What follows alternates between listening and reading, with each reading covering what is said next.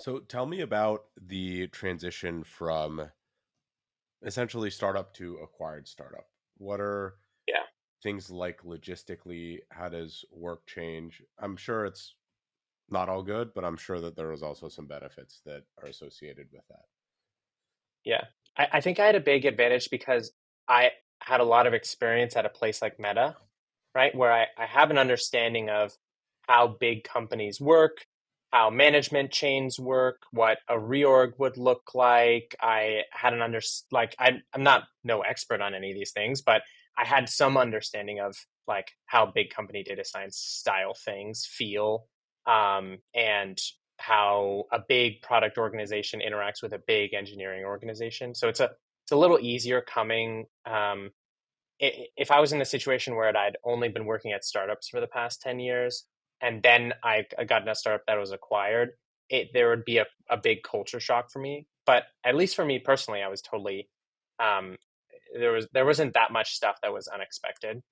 Um, the acquisitions in general are kind of, I feel like they're under talked about in the industry, especially on the data science side. The If I had to know one thing about an acquisition, and I could tell you a whole bunch, if I just like, what is a maximal, what is a maximal piece of information that I could actually get if I just knew one thing? The answer would be cost per employee by far. Like that's the only thing that I would like really want. And I don't know if this is exactly true, but um, everything else that is decided in an acquisition is downstream of how much did the person pay per employee of the acquired company. So, for example, Mode earlier, they got bought for $2 million per employee versus Mosaic. They also got bought earlier. They got bought for $21 million per employee by Databricks. So, if I'm thinking about those two things, regardless of which final price was bigger, the price per employee is important because it's a reflection of how what do they want your company for? Do they want your company because they really believe in the movement of the company? Do they want it to be a fundamental part of your infrastructure going forward? Or are they really just buying it for a few key people that they think are going to be beneficial for this other thing that they want?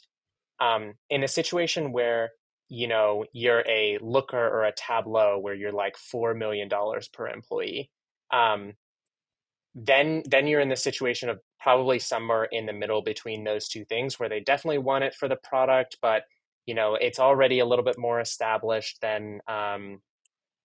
you know than than other products out there, and so they might just want it for kind of the cash, and like the growth trajectory over time a little bit.